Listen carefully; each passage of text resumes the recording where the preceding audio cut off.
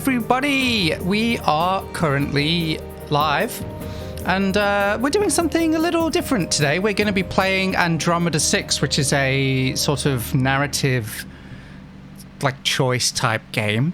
I already played a little bit on my own channel, so I am going to hopefully catch you all up a little bit, but there isn't too much to talk about at the moment, because really in the first game what I did is I spent the whole game essentially meeting each of the characters for the first time. So obviously if you're joining me for the first time watching this game, you will be meeting the characters yourselves for the first time, so I'll try and fill you in. I will say, having played the first hour of the game, there's definitely some like dating sim aspects to this game. I feel like the option to flirt was definitely there, kind of similar to like Boyfriend Dungeon and those kinds of games. So if you're, I don't know how spicy this will get, is what I'm trying to say. So just be warned that potentially, you know, there is going to be some options for romance, and of course what I would love is for everyone to give me your opinions on how we should respond to these characters. There are a pretty interesting cast that actually, a lot of them interestingly do seem to follow the themes and archetypes of like D&D characters, just in a more sci-fi setting. So I guess to let you know what's going on, we have the classic amnesia trope going on, and we have woken up on this ship with no memories except a vague sense of where we are from.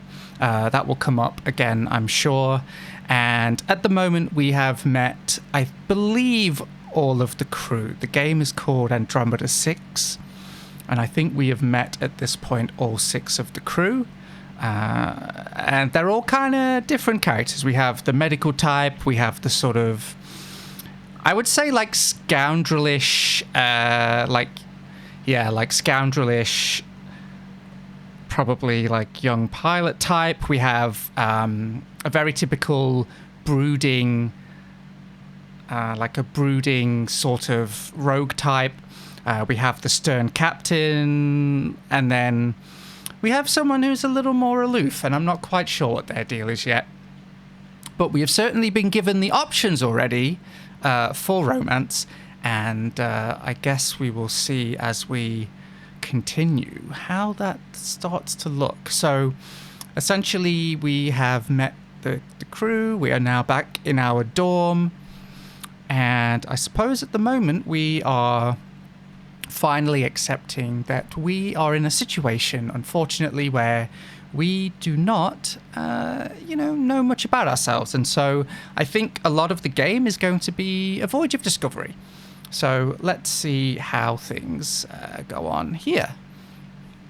So we say, well, my mind is stuck in an endless loop, sprinting 1,000 miles an hour, and the harder I try to think about my past, the harder my head pounds against my skull. Nothing feels right. I mean, fair enough. If you don't remember anything, I would feel a little out of sorts too. I'd hate to think what Riona would do if she saw me burning myself out like this, but I can't help it. See, already I can't remember the name, so I'm not sure if this is someone we've met. I'm sure that will make itself apparent as we continue, especially now that I need to come up with a plan for when we get to Terranium. I don't remember much of the Junker planet, like everything else, but I know it's not a good place to be alone. So, yeah, basically, the captain of the ship has decided that we are a liability, and essentially that they would like to kick us off the ship. A little bit like, if you remember Firefly, similar deal. I'm sure things won't play out quite like that, though. So we have a Tatooine-like place, basically, Junker Planet, right? Gambling dens, arenas, bars, strip clubs. What exactly am I supposed to do in a place like that? It was easy to joke about starting a new life earlier, but now it sounds a lot more daunting. Heaving a sigh, I eventually give up pacing and drop down on the bed, crossing my arms behind my head and staring up at the medical ceiling, counting the bolts and rivets above me. Oh! knock at the door, sound effects. I hope you guys heard that. That was cool bit of immersion there. My head shoots up at the sound of a knock at the door, and I push myself off the bed and walk over to open it. All right, who is it? It's ... Oh, interesting. So we get to choose who we want it to be. Now, Ayami was the energetic sort of young pilot type. And let's see, Calderon. I think Calderon was the captain. I think Rayona might have been the medic. We did just kind of have a dialogue about her. Maybe we'll choose that. Yeah. She giggles softly, and I find the sound surprisingly delightful. Now, I think last time I gave Rayona a sort of Scottish accent. I apologise again for these terrible off-the-cuff accents, but hopefully it just sort of helps differentiate the characters a little bit. And so Rayona said, yes, you should. I smiled, gesturing for her to enter the room.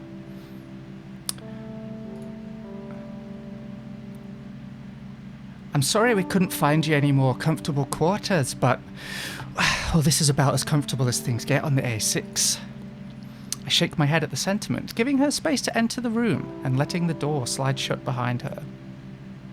She shuffles through the small space, her hands clasping a tray full of food and a bundle of clothes which she sets on the empty desk.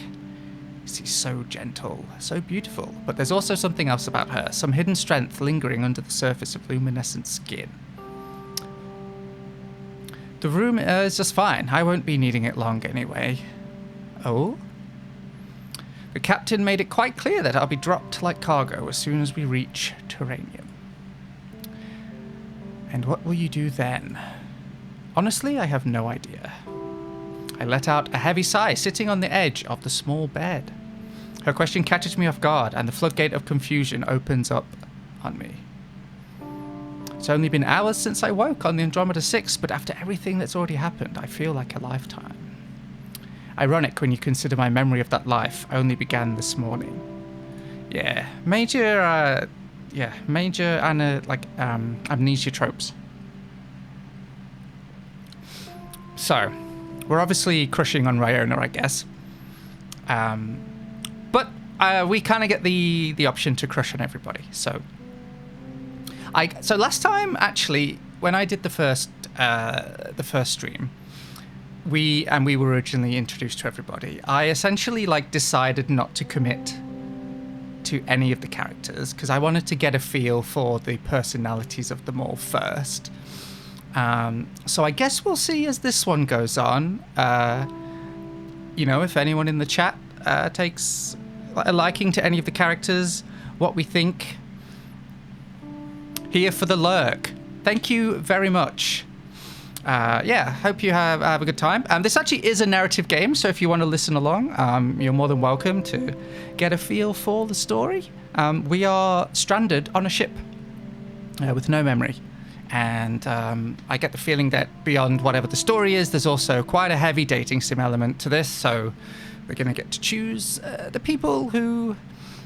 we maybe want to explore a relationship with, which I think should be great.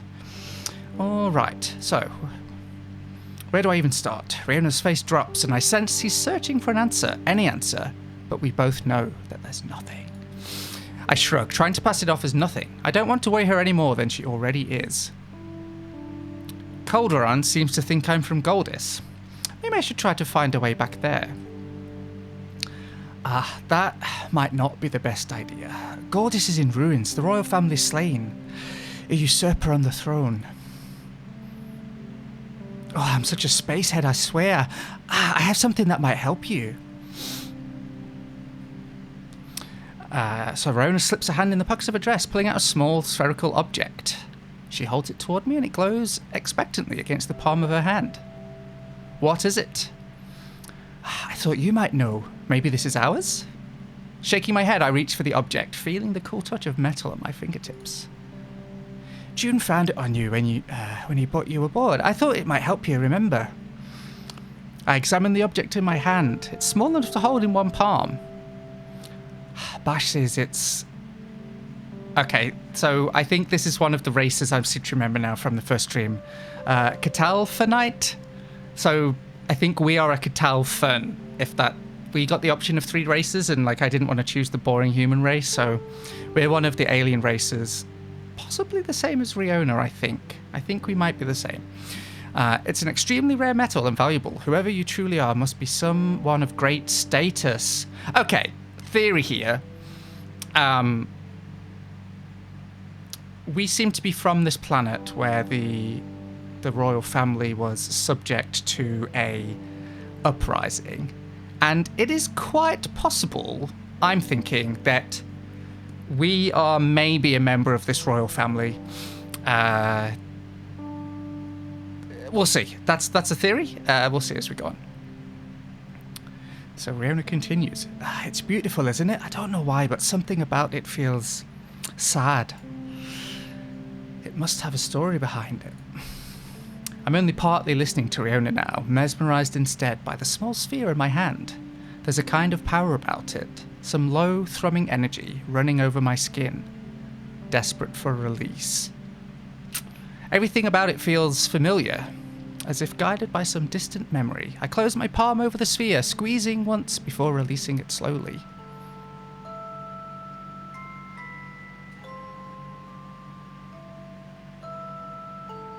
That's pretty cool. The first few notes of a tune tinkle from the spheres as it opens, and my eyes snap to Riona's, her face just as dumbfounded as my own. It's a music box, evidently. Oh, interesting. Okay, so the inside of the sphere is an intricate maze of metal, moving cogs, neon lights, and sizzling energy, and my eyes are mesmerized by the movement as it plays its slow, sad lullaby. So obviously we have a bit of intrigue going on now. The tinkling notes echo through the room, each as hauntingly familiar as the last.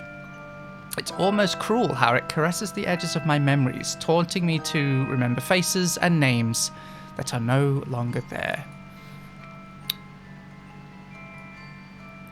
My heart tugs at the hopelessness of it all, and another sharp pain shoots through my head. Ooh. And I feel the wetness on my cheeks, and I realize I'm crying. Yeah. The music box has not triggered any memories, only feelings. A sadness and longing so strong, it makes my heart ache. The melody ends, and for a long time after, neither of us says a word. Until Riona breaks the silence, her voice barely more than a whisper. I blink a couple of times, my eyes focusing on the woman in front of me. She holds my gaze, and for the first time I notice that they too are brimming with unshed tears. I swallow thickly, and it pains me to shake my head. Let's go for the more interesting option. Will I ever remember? I hesitate, the words stuck in my throat. I don't want them to be true. They can't be true. Do you think I'll ever remember? Riona starts to step toward me, but then stops as if she's thought better of it. I wish I had an answer for you, I truly do, but the brain is a complicated organ. There are a trillion connectors that make it work. Yet if only a few of them are damaged, it can take time for them to repair themselves. Her eyes follow the trail of my fingers, closing the music box with a soft click. It pulses in my hand, its sad, sweet melody still echoing through me. However, the scans I took show that physically there was no damage. The medic in me believes that I must have missed something, but I didn't. There may be another reason. So are we repressing these memories? Did someone like do a thing to us? Maybe it would make sense if we are the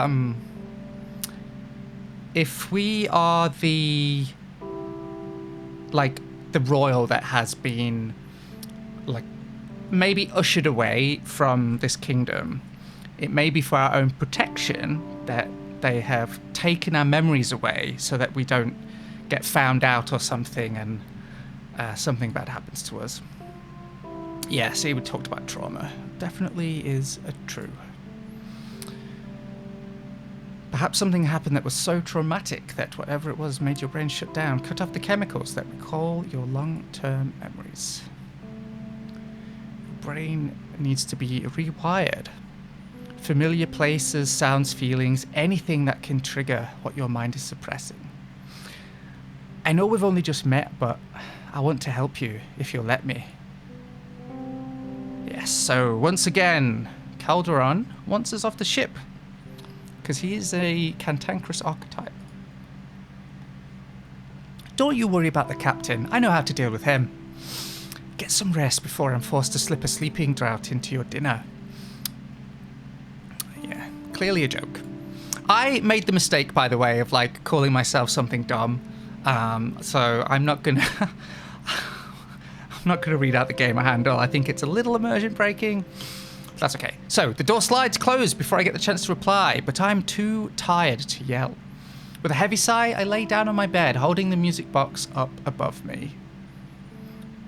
I do like the sort of art style in this game. Like it's like in a lot of narrative games, the art style is quite simple, but they, yeah, I don't know. There's kind of a nice charm to it, I think. So Catalphanite. I wonder if choosing a different, like a different species before the game has any effect on the story, because I think I did choose Catalphan if I remember correctly, and obviously that it would be a bit weird if we were gifted this like Catalphanite like trinket if you know, if like it, because it wouldn't mean anything to us if we were a human, you know what I mean? So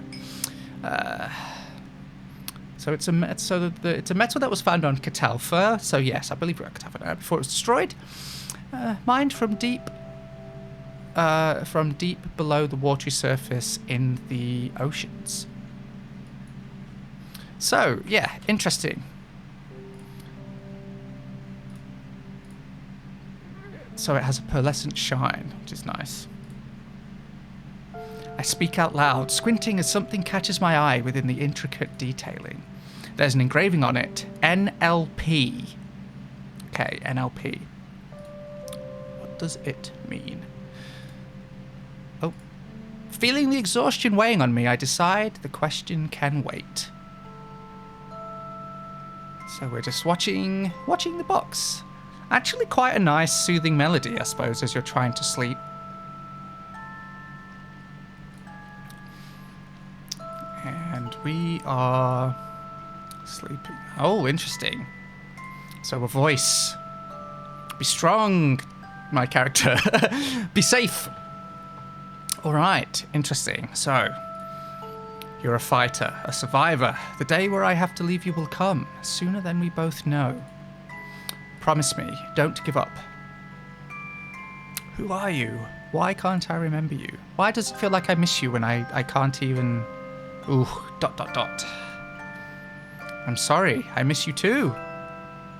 And that is the end of episode 1. So, yes, basically, again, for anyone who missed sort of what happened, we found ourselves awake on the ship with no memory, and we basically spent the first episode meeting all of the various crew, including Ryona, who is the medic, and I'm sure we will be interacting with more of the crew soon. So the buzzing of the ship wakes me, giving way seconds later to the crackle of the intercom booming through my room. Oh gosh, I can't even remember. I think Ayami was the energetic one. Rise and shine, people. Terranium is in our sights, and we're set to land in approximately 1 hour. Time to get your asses to the stations. Stretching my arms above my head, I let out a loud yawn, lazily blinking the sleep from my eyes. It had taken some getting used to sleeping on a moving craft, and I could do with another hour or two of rest. Now, interestingly, because of how space works and inertia and stuff, I don't actually know if you would have the sensation of moving on a craft in space, even with artificial gravity. Like, because you're not moving relative to anything, you know, like on Earth you have like the inertial frame of, say, a train, but also compared to the gravity of the Earth, whereas I think in space there is no other reference frame to sort of give you that feeling of moving. So yes, that's kind of interesting. Anyway, beside the point, but, you know, we do like science here at Dungeons and Doctorates, so interesting things to think about. So, we are getting out of bed. I avoided leaving my room as much as possible the past few days, content to let Riona bring me meals and just generally fuss over my well-being. The headaches I've been having since my accident hadn't quite eased off, and the potions and balms that the medic have bought me are the only thing helping me to get any sleep. So some side effects then of whatever has happened to us in our memory. A faceless entity. I had no memory, had visited in my sleep, and her voice, soft but strong, gave me a new kind of hope. Since then, nothing else has surfaced. No memories, no voices, and I had kept the contents of that dream to myself. I have no idea who the woman is, lingering on the edge of my memories. Family, friend, or something else altogether. All I know is the sound of her voice made me feel something familiar, something safe and hopeful. I'd like to keep that feeling to myself for a little while longer. The crew has been welcoming for the most part, but I'm still not sure exactly who I should trust, or if I should trust any of them at all. I finish washing up in the bathroom, and after deciding I can't put it off any longer, I head to the bridge. So we're heading to our presumed, but I would wager a guess, not to eventuate kicking off the ship.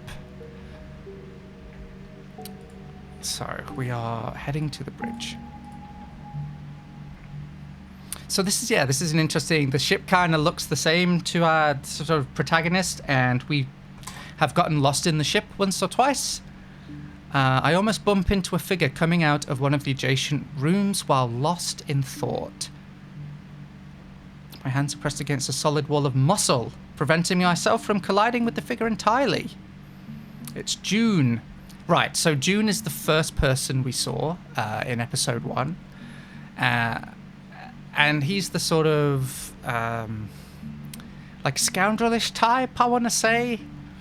You know, the kind of Han Solo type, I reckon. He's quite confident. Good morning, sleep well. He waits for me to regain my composure before he continues, heading towards the bridge, matching his steps with mine. Well, we did not sleep well, did we? So let's be honest. I think someone must have slipped something under my mattress. It was all lumpy and uncomfortable. I pressed my fingers into my side, prodding over the muscles that had tightened uncomfortably during my restless sleep. June gives me a sympathetic smile. Mine's not any better, I'm afraid, else I'd have offered to trade rooms. I couldn't have taken your room, June. I'm sure you have things in there that are private. Honestly, apart from a few extra weapons, my room is just as bare as yours. Oh. Don't look like that. I'm not a fan of clutter, that's all. Yes, okay, I do like the art style. I like that it's quite soft. Like, it has a comic booky feel to it, which I think is really nice. Like, it's like not quite anime, but not quite comic book. Like, it has that sort of in-between kind of feeling. So we're continuing talking to June. So, are you used to being woken up by Ayami shouting through a speaker every morning? It certainly helps more often than it probably should, but I was up already. I don't sleep much. Insomnia? He slows, almost stopping completely, as he gives me a thoughtful look. Something like that. So, I haven't really played many narrative games. Like, this is really one of the first. So, I'm guessing that a lot of people are going to have, like, their secrets, and possibly, depending on how you answer, the game does boast, like, a branching narrative. So, I think the fun thing is, if you're watching this and you feel like you might want to play the game yourself, you actually could have a potentially quite different story depending on the choices that you make, which is fun.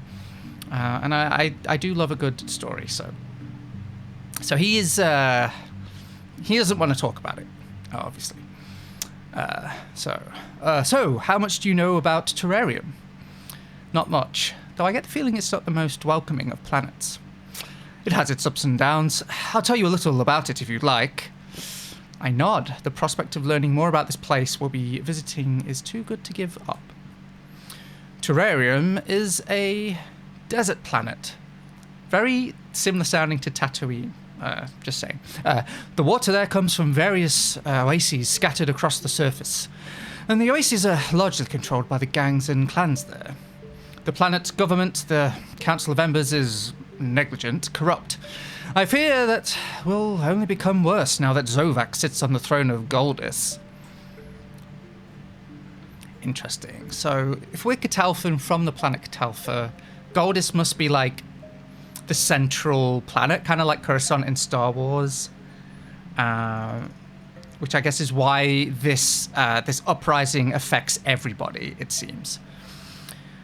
There's something dark in June's voice when he says this, some deep-seated resentment poking its head through that calm composure. And I notice the rifle that's strapped to his back, and I wonder with a small twinge of panic how bad this place really is. I mean, he definitely gives off, like, security kind of vibes, so I guess it's not totally beyond the realms that, you know, it's just kind of normal for him coming off the planet. Terrarium has long been known for drugs, robotics, and arenas. That's how they make their money. We're headed to Nos Vega, the capital. It's not as savage as the smaller cities, but still, things can get wild, so be on your guard. Oh man, Nos Vega, that reminds me of, is it Nar Shaddaa? That's the big planet in Star Wars that's like, yeah. It's kind of funny, isn't it? For some reason, I'm not sure why this is, but in sci-fi, there's this habit of, like, bioming a planet and, like, making a planet one thing. And I understand partly the reasons for that, because in, say, a fantasy setting, you have the benefit of a world. And within a world, there are obviously going to be different countries and climates and stuff. And it's easy from a world building point of view to be like, okay, we're going to the jungle, we're going to the desert, we're going to the Arctic. Whereas if every single planet was a full, you know, planet sphere, you would have to sort of, like, the planets would basically start having essentially the same identity. And so I guess it's easier from a narrative point of view in sci-fi to be like, this is the snow planet, this is the criminal planet, this is the city planet. My favorite biome, by the way, is the bioluminescent. That's my favorite. I love bioluminescent things. Fun fact about bioluminescence. So the chemical reaction that turns chemical energy into light energy is facilitated by a molecule called luciferase. And luciferase has, I think, something like a 97% efficiency rate. So 3% of that energy gets turned into heat, and 97% or something like that gets turned into light, which is absolutely extraordinary. Like, even an LED light is nowhere near that efficient. It's crazy. Like, really cool. Like, bioluminescence is one of the most interesting, like, biological phenomena on this planet for sure. So let's continue with June, though, after this diversion. We have a friend who owns property in the business sector of the city. It's a great place for gathering intel and laying low. So that's what we're doing there, gathering intel and laying low, among other things.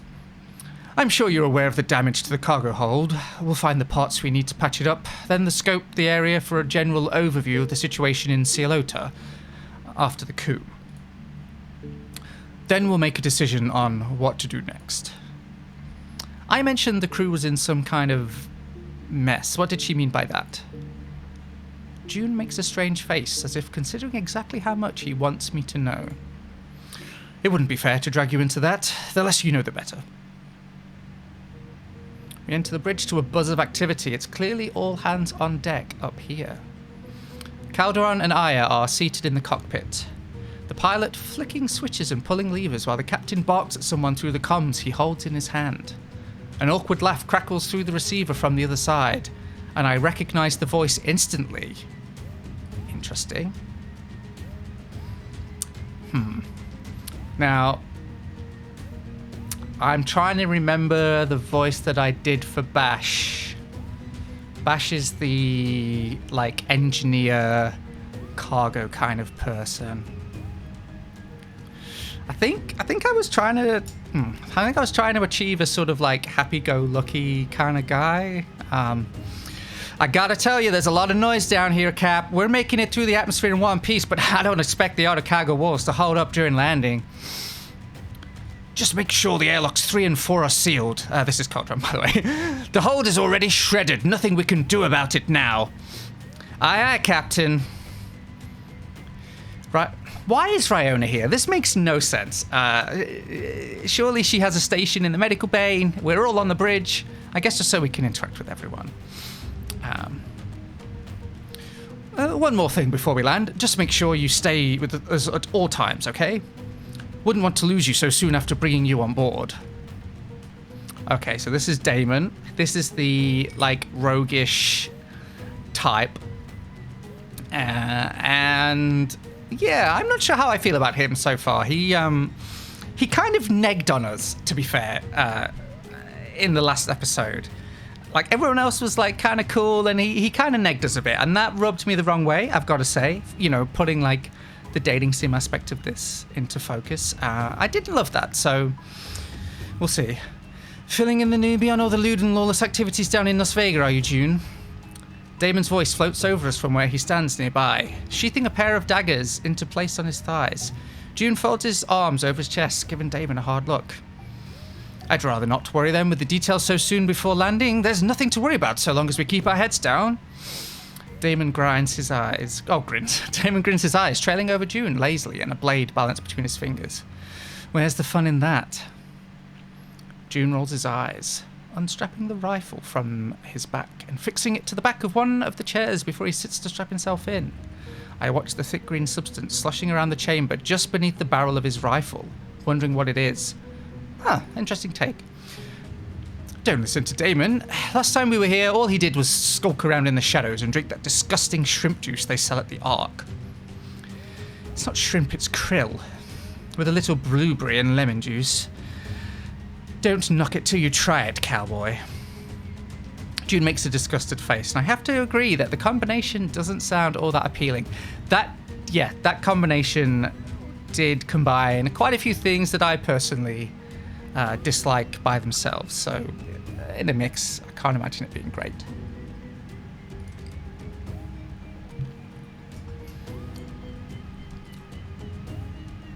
So Damon looks even more menacing than when we first met, though that may be because he's smiling at me in a way that leaves me unsure if he wants to stab me or seduce me.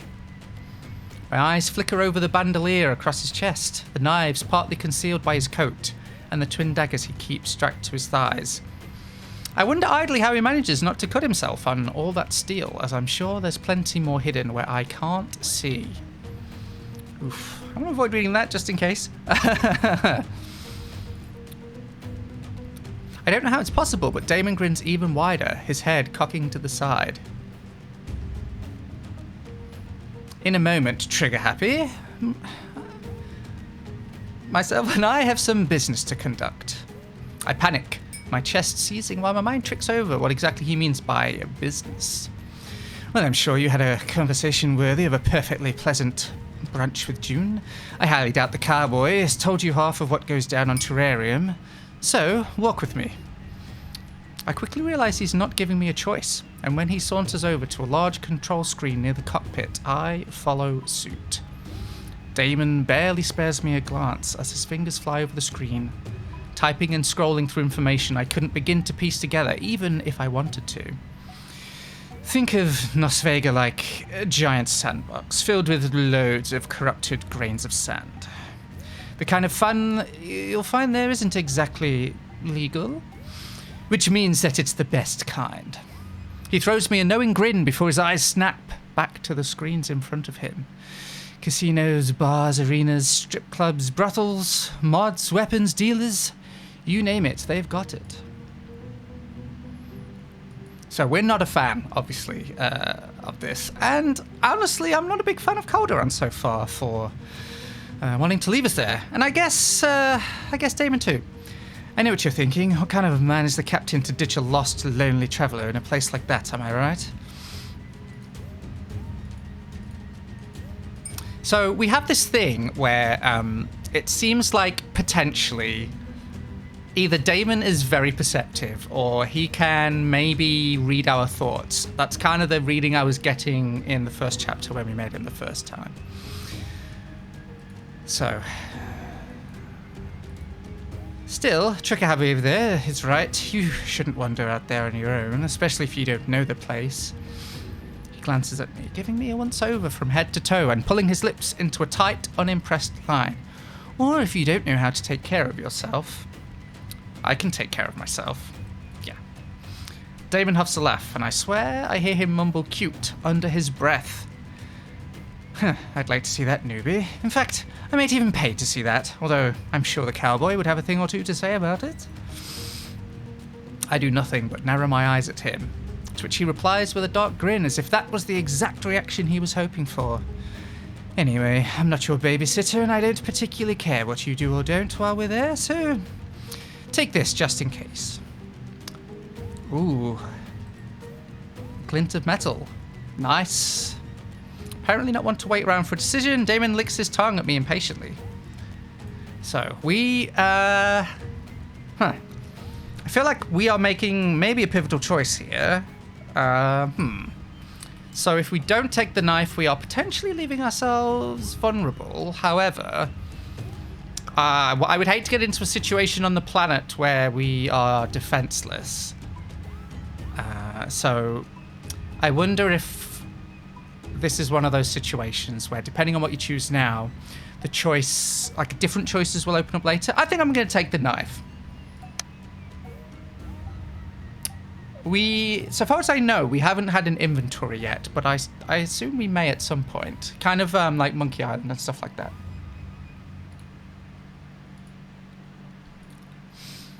This might come back to bite us, but we shall see. So, Damon cocks a dark eyebrow.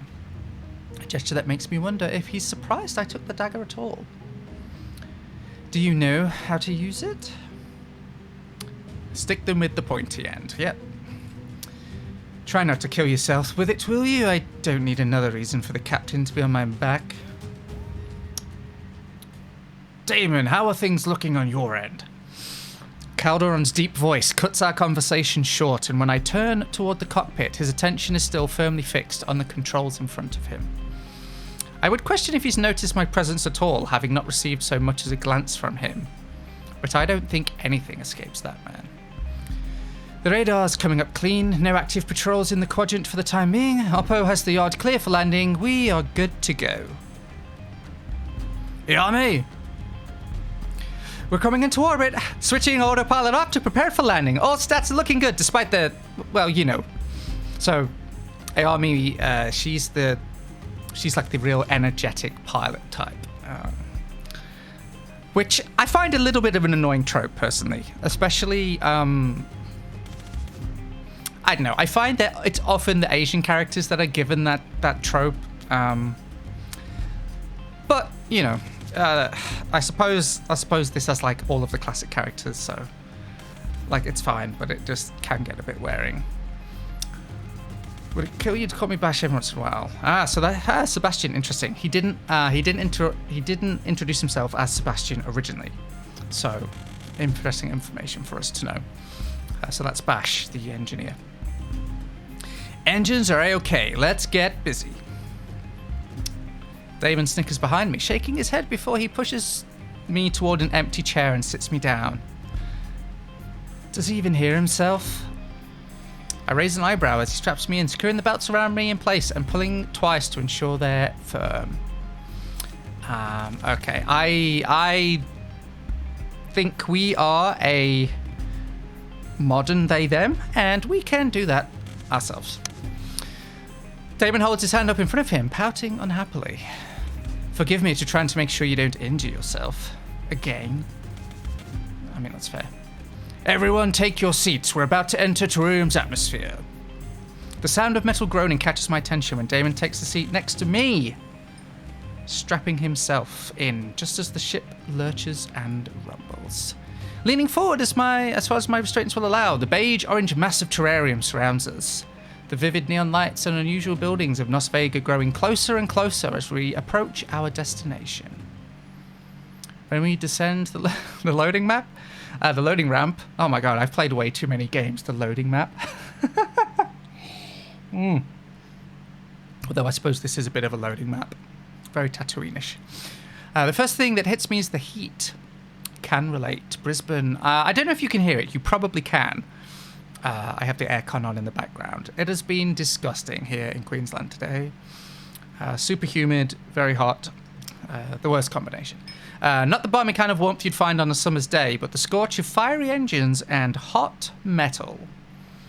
Yeah, I guess they're in the port.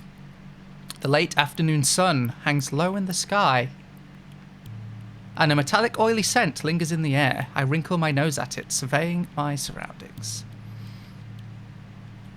Yeah, real, like... Yeah, I've had the aircon on all day, which I rarely do. Unfortunately, my office actually... Like, the sun basically hits it for most of the day, and being the top, the heat just does not escape, and like the humidity seems to hang here. Definitely in for another pretty warm summer here in Queensland, I believe. So we're on a landing strip in what looks to be some kind of junkyard. Scrap metal piles up on either side of us. Broken down robots, rusted old hovercrafts, outdated droids. So there's a slightly cyberpunky element to this universe as well, I think. A graveyard of poor, unwanted things. Maxed out at 19 degrees at the moment. That's impressive for WA. Like 19's not bad. You know, the funny thing is, like, maybe 3 or 4 days ago, it was like 17 in Queensland, and then we had a bit of rain and the sun came out, and now... Oh, true. I forgot that you, you took a bit of a trip. 19's still pretty cool, I guess. Although, on the south, it can vary, right? Like, you can have pretty cold days, and then you can have pretty warm days, depending on, like, the currents in the air and stuff. Yeah. Yeah. But then, I guess it depends on elevation as well, right? Like, it depends on how high up you are at the same time, so... So, it's a... Nice. Yeah. Do you know, the funny thing is, I really enjoy winter because you get to wear, like, actual, like, clothes. And I'm like, I actually really enjoy layering up. And it's just not something I get to do in Queensland very often at all. So, yeah. I'm already, like, longing for winter to come back, which is unfortunate. But yes, getting back to the story. It's a relief to step onto solid ground after the past few days in space, and I toe the dirt beneath my shoe, kicking up a small cloud of dust as I do so. Following behind the group, my eyes drift idly over the piles of junk surrounding us until my gaze falls upon a serving bot. An older model by the looks of what I can see of it, laying half buried with a pile of rusted limbs, metal arms, legs and torsos, thrown haphazardly into a pyramid. Doesn't seem like a very efficient shape for a machine. I step towards it, its black eyes, one cracked right down the middle, staring into mine, and its mouth opening and closing slowly. Oh, like a dying goldfish. Oh, buddy. A shiver runs through me, and I find myself feeling oddly sorry for the machine, left lost and alone among the skeletons of its own kind. That is pretty grim. But actually, given the e-waste situation that we find ourselves here on Earth, probably not too far away from our own future. Confession, I have never seen WALL-E. Maybe I should. I know it's supposed to be one of Pixar's best films. I'm a huge Pixar fan. I think I should probably put it on my list. Yeah, I know. Okay, here's the thing. I have an issue with, like, sad films. Like, I've only seen Lion King, like, 1.5 times because, watching it the first time, I think the thing is that when I like go to films and entertainment and stuff, I tend to want something that is like escapism, and especially with the way the world is kind of being at the moment, you know, like more sadness isn't normally what I want. But having said that, Pixar, the writing in Pixar and the storytelling, the characterization, like, it's so good. It definitely is worth it. And like, I really enjoyed Inside Out. I'm curious what they're going to do I'm curious what they're going to do with the sequel. Apparently there's going to be a sequel to Inside Out. I wonder if they're going to make her more of an adult, but we'll see. But yeah, I mean, Pixar, yeah. I mean, robots, future, space, yeah. No, it's definitely on my list. I think it's going to be one of those, like, Sunday afternoon films that I just sort of put on to pass the time. So a shiver runs through me and I find myself feeling oddly sorry for the machine, left lost and alone among the skeletons of its own kind. Someone grabs my arm and yanks me aside roughly, and I see immediately what they've saved me from impaling my foot on. A piece of metal scrap lays half buried in the sand, its jagged edge poking upon see-through dust. Yeah, rights is an issue, isn't it? I suppose... yeah, the problem is that WALL-E is definitely going to be on Disney Plus. I know on if you have Amazon Prime, you can actually watch things on Twitch with people who also have Prime, but WALL-E will be on Disney Plus, so I think we might have an issue. It would be a cool watch along though. I definitely would like to watch some films and maybe like talk about how you can like use the themes from films and TVs for your own like TTRPGs and stuff. Like, I don't think it's a secret that I like borrowing a lot from like tropes. Because yeah, if any of you have heard the latest one shot that I did, obviously I really borrowed heavily on like the Agatha Christie, like Sherlock Holmes kind of tropes. So I do like incorporating those. But yeah, bad old fantasy films, I think if we could like watch those and like do like a mystery Science Theater 3000, but it's like fantasy films, I think that would be amazing. So much fun. I'm sure there must be some out there that don't have rights issues. Like plenty of films end up being public domain. So yeah, I reckon that would be a lot of fun. Let us know in the chat if that's something you'd be up for watching, because yeah, I think that would be a lot of fun. All right, so we almost gave ourselves tetanus. And oh, Calderon. Calderon finally looked out for us. That's nice. So, here's the thing. We've had a bit of a frosty relationship with Calderon so far. He was not impressed to rescue us, I guess. And obviously, I know that we're not going to end up getting stuck on this planet no matter what, because the game would be a bit weird and boring, given that it's called the Andromeda 6 and we are on the spaceship Andromeda. But I think we should try and maybe try and cultivate with things with him a little. So I kept walking. Well, back to being frosty, I guess. He's not too fond of the planet. I can't stop myself from scowling at his back as we walk along. The clouds of dust growing thicker around us the further we get. June told me I should stay close to someone while we're here. And after hearing about the planet, I agree with him. I'd feel more comfortable if that someone was... Okay. I'm going to leave this up to the chat here. So, we have so far... I think we've met everyone except Bash on this stream. So, obviously we have Calderon, like the sort of frosty straight-to-business captain. We have Damon, the slightly... he's a little creepy.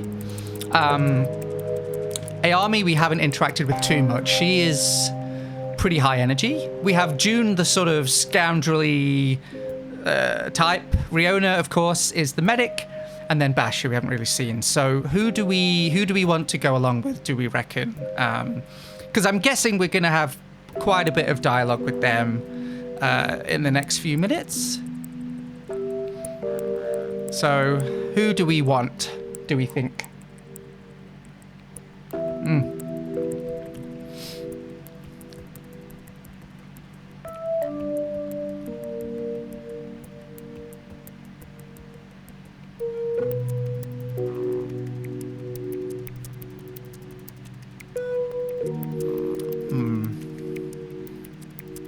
I think Damon would actually be one of the more like interesting characters, especially on this planet, given that he has like the roguish like underbelly thing. I feel like I think we'll see the most of like this chapter if we go with him. So I think we will go with Damon. I fall into step behind the assassin, who gives me a once-over and raises a dark eyebrow. Don't tell me you're expecting me to look after you while we're here. My eyes narrow on him, feeling slightly foolish for thinking that he of all people would care about what happens to me here. I can look after myself. Good. Okay. So we are greeted by a scaled, lizard-like being who smiles and spreads their arms wide to welcome us. I break away from the group a little to get a better look at our host. Ah, so this is Oppo, who I think we did hear about previously. I think we've come to see them specifically. Welcome, my friends. Oppo is so very, very happy to see you again. Calderon steps forward first, a rumble of impatience hanging thick in his words. Skip the pleasantries, Oppo. We're here on business. Oppo drops their arms, surveying Calderon with an almost fearful look. I don't blame them, really. The captain is an intimidating man. Yes, yes, of course. Do you have the parts? Right over here, Captain. Calderon strolls over to the pile of metal Oppo indicated toward with Damon in tow, while Aya steps forward to give Oppo a much friendlier greeting. How's things been around here, Up? She smiles up at the lizard, who towers over her and makes a non-committal kind of sound. Bad. Very bad since the Kemeril took over power. Oppo barely gets enough water to keep the club running, now that they have control of the council. Every oasis on the planet is under their order. Aya's eyebrows dip, her expression shifting to one of pure horror. Zovak gave his clan control of the Council of Embers? Yes, the old councillors executed. Many of the arena fighters have been taken from the planet, made to serve the king's army. Oppo fears bad things are coming to all planets.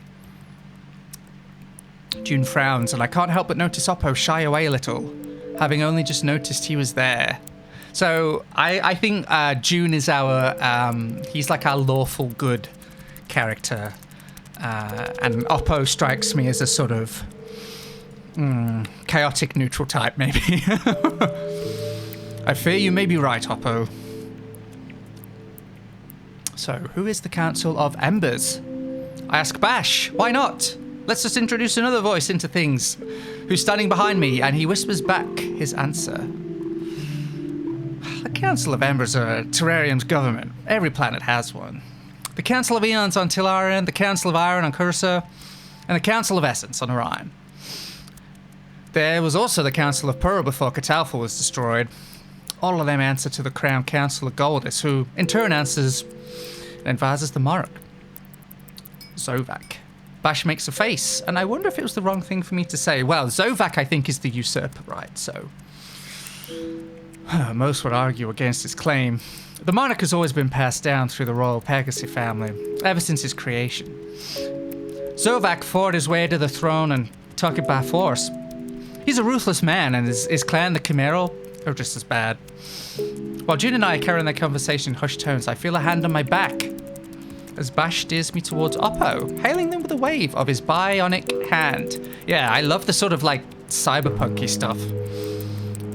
Looks really cool. Oppo, I want you to meet me. Again, really regretting I should have like made a cool name. So this is an Archnos. Did we have the option to be an Archnos? I forget. They may have been one of the 3 species we could have been at the start. Mr. Bash spot Oppo a new slave, yes? Oh, sorry, content warning for slavery there. No, this is our friend. And they're not slaves, they're employees. Yes, employees. That's what Oppo said. Bash shakes his head at the lizard, then leans in a little closer to whisper to me. I do not give Oppo slaves, just so we're clear. An ungrateful snort escapes me. Crystal. I feel a nudge on my arm, and when I turn, Oppo is beside me, teeth bared in a pointed smile. Oh, this is such an unsettling, like, facial pose. Like, every time it comes on screen, like, I want to, like, tilt my head. Anyway, very odd. You will come and work for Oppo, yes?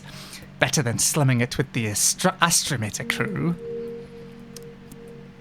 It's Andromeda, Oppo. How many times have we been over this? Oppo blinks at Bash once and then twice, ignoring him completely as they turn back to me. A spot just opened up in Oppo's club. Very popular tourist destination. Oppo will give you a good price. No need to worry. Back off, Oppo. This one's with us. Whoa. Okay. That is interesting. Calderon is being a lot more protective than I imagined. Yes, Captain, at once. How much for the parts? 2,000 credits. Calderon not pleased. Calderon leans in and says something to Oppo in a harsh whisper that I do not understand. I realize after a moment that he's spoken another language entirely. For you, Oppo will take 400. And Oppo's junkers will install the parts for you, free of charge. That is a huge discount. What did Calderon say? Whoa. I'd look pleased with myself too. That's like what, 70% roughly? So we are going into the club. Not Calderon. Come on, party pooper, the ship's in good hands, isn't it up? Yes, yes, Oppo will take good care of it. Calderon looks unconvinced, though he leaves a sigh despite his hesitation. And Aya gives him an excited clap on the back before she turns to me. We're going to have so much fun. The streets of Las Vegas are a minefield of neon lights, tiny shopfronts and stalls, and all manner of creatures roaming the city. It doesn't take us long to reach our destination, stopping outside a large odd-shaped building with a fluorescent sign on the front reading, The Ark. The bar we enter is crowded, overflowing with humans, Catalphans, Archnos, and some species I've never seen before. No space jazz though, that's disappointing. I think if we're going to commit, we might as well commit, you know? The crowd in here is so diverse, so colourful and unique that I can't help but let my eyes wander. A small group of Archnos hides away in a corner to the back, low hisses and chirps, the only thing to be heard among their heated discussion. Waiters hurry through the crowd, dressed in tight, dark outfits. Most look human with the varying degrees of bionic alterations. Synthetic limbs, cybernetic enhancements, some even look more animal than human. A couple of Catalphans stand out amongst the crowd, their gills shimmering brightly with some sort of pearlescent substance. It doesn't take... we are Talari, that makes sense now. I think... It doesn't take long to realise there are no Talari. I wonder why that is. Interesting. I wonder if there's some sort of racial tension in the world. I feel a little place here as only one of two Talari. Right, so we're not Catalphan. That's good. This is the reminder I needed. So we're Talari along with Rayana? Yeah, so someone... I get the feeling we're not too welcome here, actually. I wonder if the crew feels the same, if there are things, places, people that they too would wish to escape. I mean, I imagine most of the crew is escaping from something. The Ark is most definitely a world of its own, and I wonder how deeply it would drag me down the rabbit hole if I let it. How do we feel about it? I'm not sure. I don't like the implied racism, honestly, but it's a lot to take in. The lights, the crowds, the noise. But at the same time, this could be exactly what I need after spending the last few days cooped up on the ship. I wouldn't mind exploring a little to find out more about the place. My eyes dart to Damon just in time to see him heave a heavy sigh, and I'm not surprised to find he's clearly not impressed with the place. I know I shouldn't watch him as long as I have, given his penchant for knowing exactly when I am. But I can't stop myself. His position shifts, and it's then that I notice the quirk of his lips as his attention falls upon one of the many scantily clad waitresses behind the bar. Something stirs in me, an unwanted spike of annoyance, and I force myself to swallow it down and look away. More than a few eyes watch as we enter, sizing up the newest patrons of the club. Most seem to know the crew, and while some are friendly, offering greetings or simply the nod of the head, others not so much. The crew don't seem to mind the odd unfriendly glare they receive, either ignoring it completely or in some cases giving it back just as rough. Don't wander too far. It's safe enough in the club, but don't leave this place on your own. Calderon gives me a hard look before he heads towards the bar, and I resist the urge to roll my eyes at him. Damon grins at me knowingly, nudging past me to join the captain. Okay.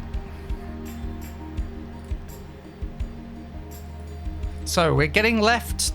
I guess. I too am resisting rolling my eyes at him. Yeah. It wasn't quite as bad in this episode, but like, he definitely had that like negging thing going on in the first one, which yeah, I didn't appreciate that. So we're being left by everybody, I guess. Yep.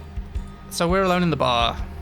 The very stereotypical sci-fi bar with the weird denizens and the strip poles and stuff. Deciding I'd like to learn more about the crew and my own future with it, I push my way through the crowd and find myself at the bar. Okay, so they were just like rolling their way into the club. I thought they were like leaving to do something else. Here's our little stowaway. Yeah. What'll it be, newbie? Well, what do we want? So, I think it would be a huge mistake to have whatever he's having. I feel like a cocktail is a little extra. We could have the wine. Water feels a little... are we a straight-laced person? I don't really know. We haven't really had the opportunity to, like, really give ourselves a personality yet. Really? I reckon we'll have the red wine. A refined taste, I should have known. You won't find many ordering wine around here. Don't you have anywhere else to go? Oh, I cannot decide Calderon's voice. I don't know. I think just because, like, he's just generic gruff person. Everyone else, I have, like, this idea in my head, but for him, it's... I don't know. Anyway. Oh, I'm sorry, Commander. Are we disturbing you in your bar stool of solitude? All right, that's a pretty good line. Damon grins, and immediately I know he's hit Calderon exactly where he wanted to. But it's such a good title. Calderon tenses, shoulders tight, as Damon turns to me. You see, our dear captain here was a commander in Asana's guard, which we know nothing about, obviously. Calderon is the one who answers. They're the law here in the system. Their base is on Goldus. Something about the way he says this intrigues me. There's a kind of loathing in his eyes. So he's obviously... Something happened, I'm guessing, that he disagrees with, and basically he was either forced to leave or he left of his own accord. That's what I reckon happened to him. Why did you leave? I didn't have a choice. Yep, there it is. I want to ask more, but he doesn't seem to want to talk about it. I tried a different question instead. Did you know the royal family? No, I was stationed in the city. The Bronze District, mostly. That's where they hide the street rats of Siltavay. Stick 'em in factories and work 'em till they bleed. Calderon gives Damon a look, though the latter only shrugs and takes a long drink from his glass. What, I can't give the newbie here a little background on the planet we snatched them from? Calderon makes an unimpressed sound, a kind of growl in the back of his throat, and Damon turns back to me, arms folded over his chest. Let's see if we can hotwire that brain of yours with a bit of info, shall we? Siltavy has 3 districts: gold, home of luxury items, jewels, high-end tech, and Fashion couture. Think of all the pompous, hoity-toity arseholes you've never met, and chances are that's where they're from. Silver, technology and trade, all transport to and from the capital goes through this district and is closely monitored by the guard. And bronze, factories, power plants and steelworks, the dregs of Goldis, and where they assign only the fiercest of the guard. In my opinion, I think that's where they station the soldiers they want to punish. Slips quirk, and in my own follow suit. Calderon appears to be pretending not to have heard him. All citizens of the capital city and live in these districts. For the glory of Goldis, as they say. Bunch of bullshit, if you ask me. He raises an eyebrow, scanning my face for something only he knows. Any of this strike a chord with you? I shake my head. None of it sounds familiar. Maybe I'm not from Goldis after all. God forbid you end up being from Cursor. Okay, bit judgy. My planet breeds warriors, I'll have you know. Oh yeah? What happened to you then? Fair enough. He's definitely not a warrior, is he? I've got to admit, I do sometimes enjoy the kind of relationship where people like begrudgingly and maybe even somewhat respectfully just kind of like tolerate each other. Last I heard, you deserted your planet. Why defend it now? You want to talk about deserting planets? You look pretty content to sit on your ass instead of trying to find a way back to yours. Mums must be so worried about their precious golden boy, but let's not forget that. Watch your mouth. Or what, Cal? The mood around us grows thick, tension hanging heavy in the air. I must decide to head off and find someone else, leaving the two of them to the argument, until Calderon lets out a heavy sigh. I don't want to talk about that. Damon bangs a fist on the bar in front of him, and it's the first time I've seen him genuinely angry. Aren't you the one always telling me to talk about shit? We have important things to worry about. The fact that Calderon hasn't fully snapped at Damon surprises me, and I wonder about the nature of their relationship. Interesting. Fine, suit yourself. They turn away from each other, both of their shoulders tense. I want to say something, but before I can find the words, I notice Damon staring at me, freezing me in place with that cold, cold stare. Let's talk about something else, shall we? Or rather, someone else. Looks like we have a dilemma on our hands. What exactly are we going to do with you, newbie? The captain rolls his eyes and clears his throat, cutting to the chase. What he means is we don't do charity. You can't stay on the Andromeda 6 if you're just going to be another mouth to feed. Which means you gotta work. Damon looks me up and down and I swallow thickly. What kind of work? Oh, that's irrelevant. You just need to choose who you'd rather answer to. Okay, so we get to choose here. This seems like a pivotal opinion. Nope. Calderon is shutting that one down. No, the crew already has enough on their hands. They don't need any added burdens. I know my eyes of him. His choice of words is poor, but in a way, I understand what he means. I don't want to be a burden. Pulling my own weight in exchange for food and accommodation does sound fair enough to me. So it's either me, Damon, or Damon Stowaway. I'm the captain, and he's second in command. It's only fair that the responsibility falls on one of us. Go ahead and choose, newbie. Me or Kyle?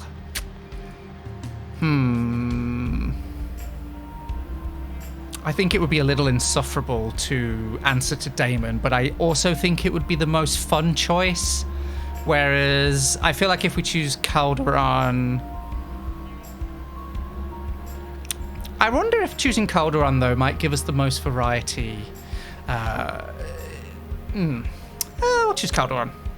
Damon is really annoying as well. It seems on first thought like the safer choice. Though by the way, Calderon's forehead dips on the second tick. I'm a little unsure about that. And we choose the captain. Too late to back out now. Oh, guess I was wrong about you after all. Let it go, Damon. It's just a job. Sure. Whatever. Less trouble for me. Damon stands, tossing back the contents of his glass before he starts to leave. He stops for just a moment, long enough to look over his shoulder and call out to me. Good luck. When I turn back to Calderon, it's to find him standing down the neck of his bottle, a faraway look in his eyes. I take advantage of his silence to ask the one question that's been burning in the back of my mind. What did you mean when you said you had no choice but to leave Goldis? His gaze falls on me, impatience written all over his face, and I swallow thickly. I am just trying to learn more about you. Calderon raises an eyebrow at me, taken aback by my boldness. He turns back to the bar, and for a moment I think he isn't going to say anything, until finally he speaks, almost too quietly to hear over the static of the crowd around us. I was exiled.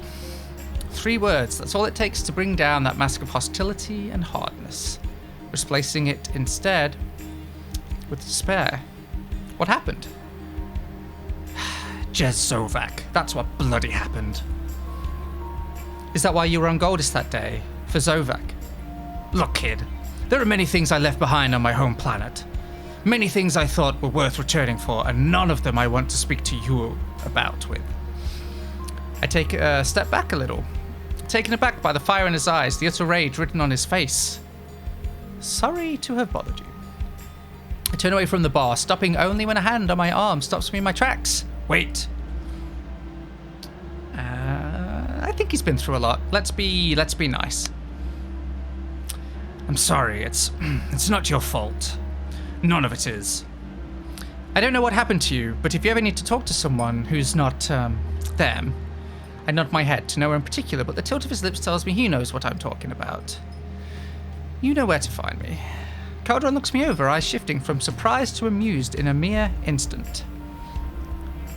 You continue to surprise me, you know that? I can't help but return his smile, feeling like I've chipped away at that ice-cold wall of his, if only a little. Calderon sighs, and by the loosening of his shoulders I can tell he's relaxing a little more. I swirl my drink a little, lost in thought and enjoying the comfortable silence that settled between us. What did you say to Oppo earlier? I reminded me... Oh, wow. I reminded them of all the times we bailed them out with the local gangs around here. Oppo has a penchant for trouble. I know they don't mean it, but it finds them nonetheless. If I didn't know any better, I'd say you kind of like them.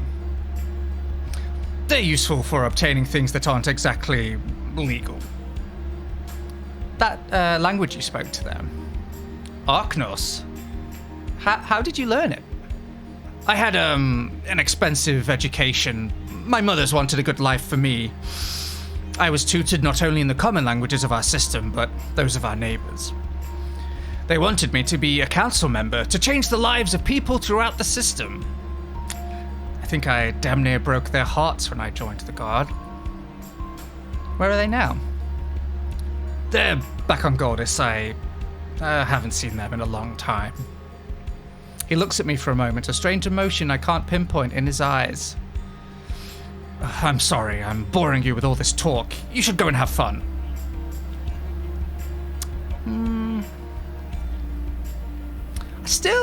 I'm still playing things cool with everyone, I reckon, for now. I hold my drink in front of his nose, indicating to the liquid still filling the glass, and he lets out an ungrateful snort and leans back in his bar stool. Suit yourself, stowaway, but don't blame me if you end up having a shit time here. Okay, well...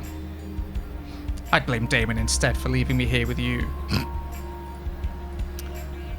I consider suggesting that he lay off the drinks until I realise that this is probably exactly what he needs. A good stiff drink and a good laugh. There's something we should talk about. What's that? If you're going to be staying with us on the A6, there's a couple of things we need to get straight. First, like I said before, this isn't a free ride. You'll be expected to do your bit within the crew.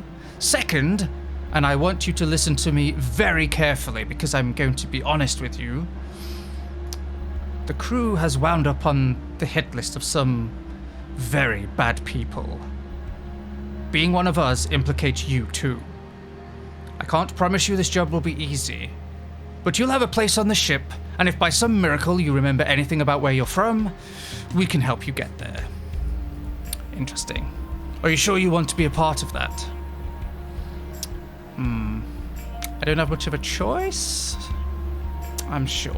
I don't think we've become a personality enough to be sure. I think we don't have much choice, right? So, we would like to stay with the crew.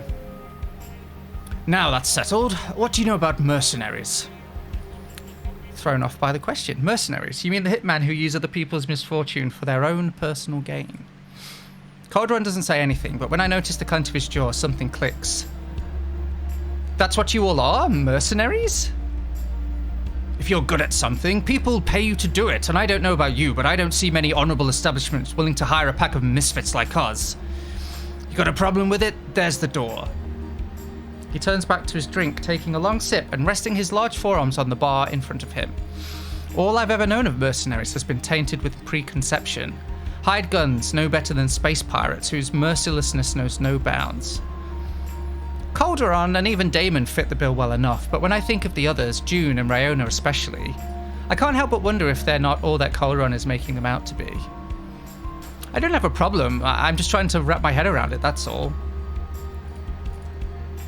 You want another? Sure. Ooh, we're drinking. All right.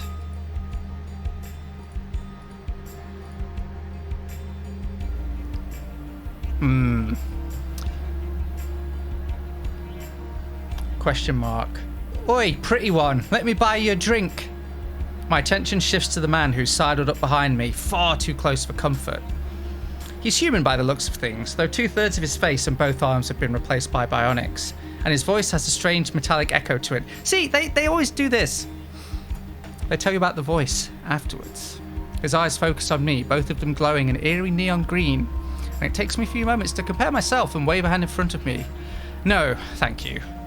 I've barely turned away when a cold metal hand grabs my arm and almost yanks me completely off my seat. I let out a yelp, surprised by the sudden heat of his breath on the side of my face. I wasn't giving you a choice. No one says no to me around here. How about you back the hell off before I fritz that tin can you call a face? The rumbling growl of an extremely pissed captain resounds from beside me, and the man's grip on me loosens before disappearing completely. Apologies, Captain Lynch? Yeah, move along. It's only when the man leaves that Calderon removes his fingers from the blaster hanging at his side. I leave you for 1 second and already the hounds are at the door. Wasn't my fault, he's the one who was being a creep. Calderon waves a dismissive hand at me, and I narrow my eyes at him. I'm going to go and have a look around. I slide off my bar stool, only to feel a firm grip around my arm before I take a step further. Man, we're going to have bruises by the end of this, I think. All of the arm grabbing that's going on. Unlike the grasp of the tin-faced man earlier, this one feels a lot less hostile. Just, it's Calderon, by the way. Just be careful. Don't wander away from the club on your own. I roll my eyes before settling on him with a smile. I'll be fine, Captain. All right. Turning away from the bar, I'm drawn by the shouts floating my way from the room at the back of the club, followed by a round of cheers. I make my way through the crowd, sliding around a dark and dodgy-looking dance floor before I push aside the curtain to the back room and freeze.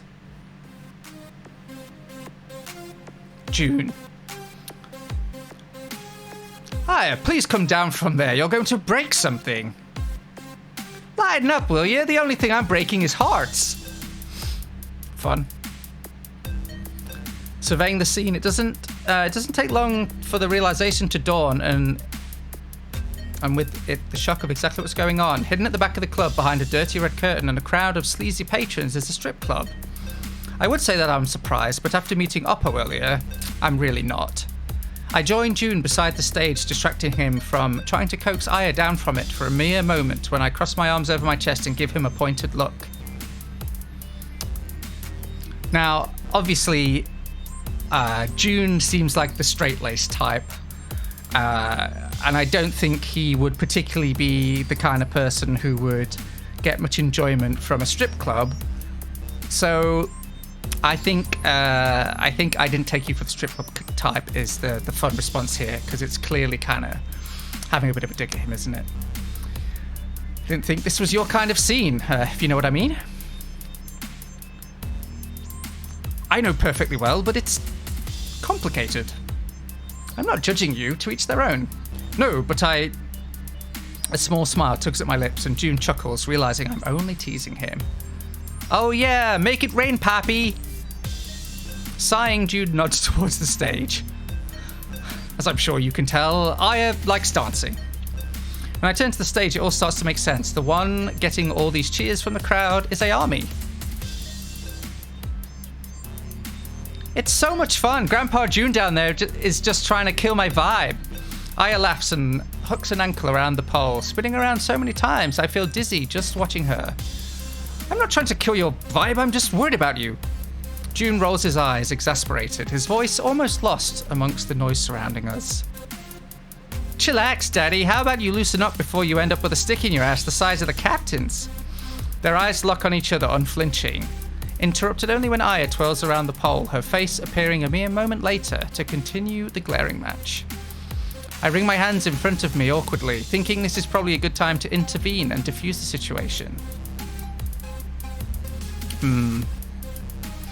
I mean, I don't think we're one to, like, yuck someone's yum, right? Like, if Aya enjoys it, then I don't think we should be, like... I don't think we should be saying otherwise.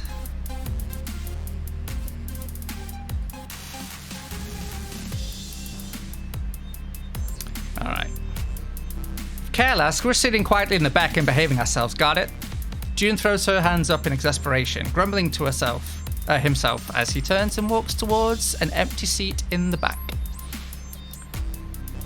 Though, no one said a little trouble wouldn't hurt, eh? You're crazy, you know that, right? Yeah, but you like me that way. I mean, we barely know her. Anyway. And hey, you sided with me, willingly. That I did. It just seems like she was having too much fun to try and stop her. And honestly, I don't think she would have stopped even if we begged her to. Ayami doesn't seem like the kind of person to just roll over and take anyone's orders.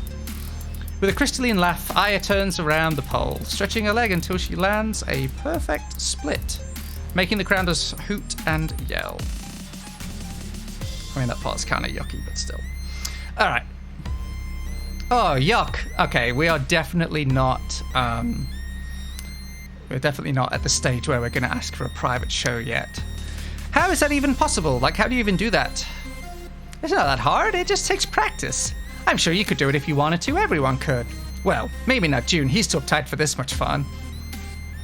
He was just worried about you. I know. There's nothing wrong with going wild every now and then. We've all been through a lot, you know. It's clear they all carry a certain amount of baggage. You don't just become a mercenary for no good reason.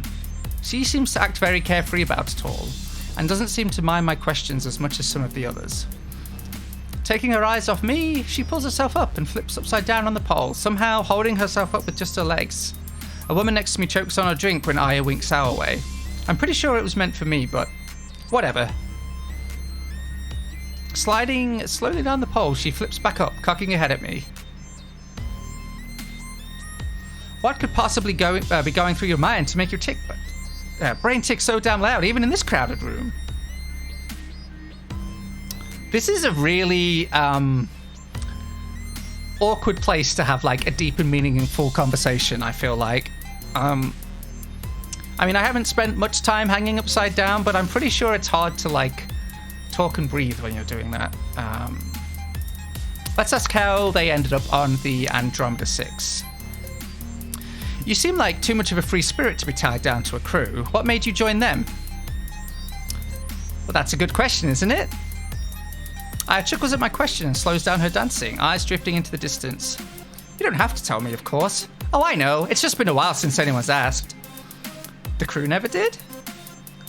Some of them know, but it's like, all of us have a shitty past of some sort, so it's just... She shrugs. Yeah, there's not much to tell, really. But how well do you know Catalfa? Ooh, okay. I mean, I'm curious. Honestly, not much. So it was destroyed. Okay. Thought it went supernova, that it wore itself out. It's complicated. I'm not saying we didn't have a hand in his demise, but well, no use crying over spilled milk, I guess. It was a grand planet. A source covered in water, great lakes and oceans brimming with extensive ecosystems and bright and lively fauna and flora. There were a lot of catalphans and a little land available, soon crowded with people, true like yours truly, and moving underwater was the only way out. My species has always been keen with science and stuff like that, so a lot of things were created while they would try to come up with a way to live properly underwater. Oxygen masks and water pro-infect techniques are only a couple of examples of what was created in this process. Eventually, they created a substance that allows them to live underwater, and part of the people volunteered to move, and a whole new and big city flourished down there. With the years, we adapted, and we started being born with gills in our necks, allowing us to breathe underwater without the need for any substance. Unless you're a half-kid, of which there are many, then you're shit out of luck in that regard. Those that lived underwater were beyond even, with wet fingers and toes, bright yellow cluster skin, a nicotinating membrane. That's an interesting word. What does that mean? I'm going to Google that. Nicotinating.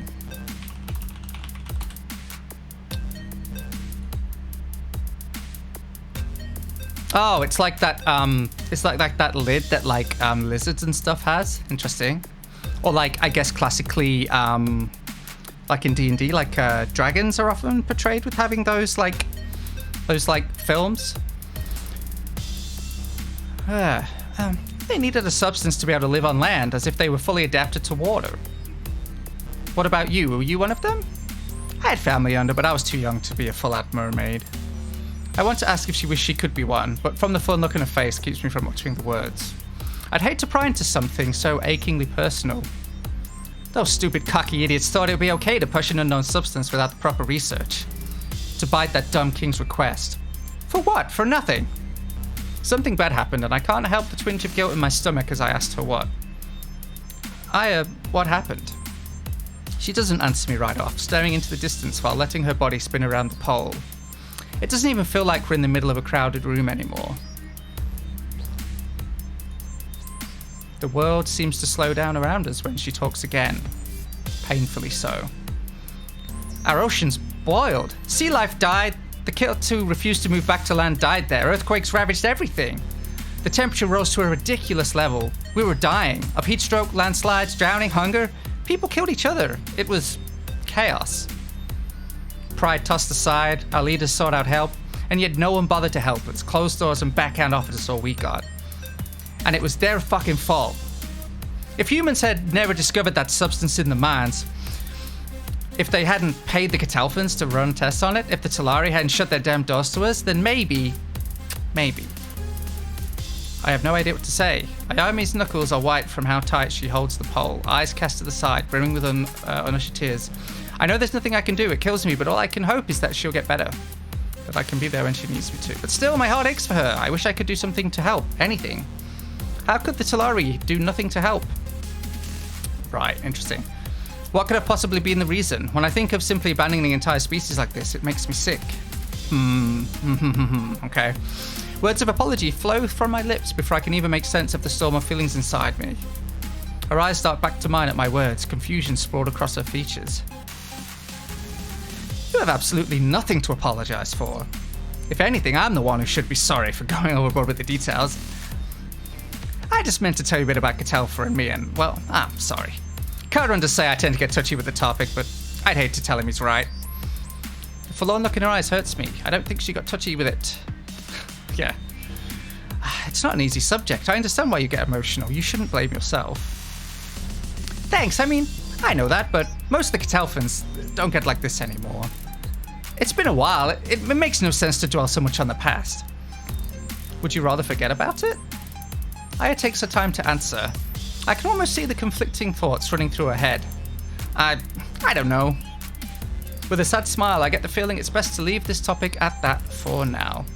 My own memory loss might make me touchy and emotional over that. I am sorry, but don't tell him I lost it, okay? It seemed like she was about to turn around and go back to dancing, but I can't let her go without saying something. The weight of her words still sits heavy on my chest, suffocating me. You don't have to apologize either, and if you ever need someone to loosen up with, count me in. I know. But how did you survive?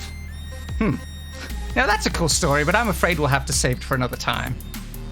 Aya winks at me before turning back around and keep dancing me, calling me out to her shoulder. Can't... Yeah, okay. And with that, she turns back around, jumping on the pole like a... Well, I actually skipped that. Oops.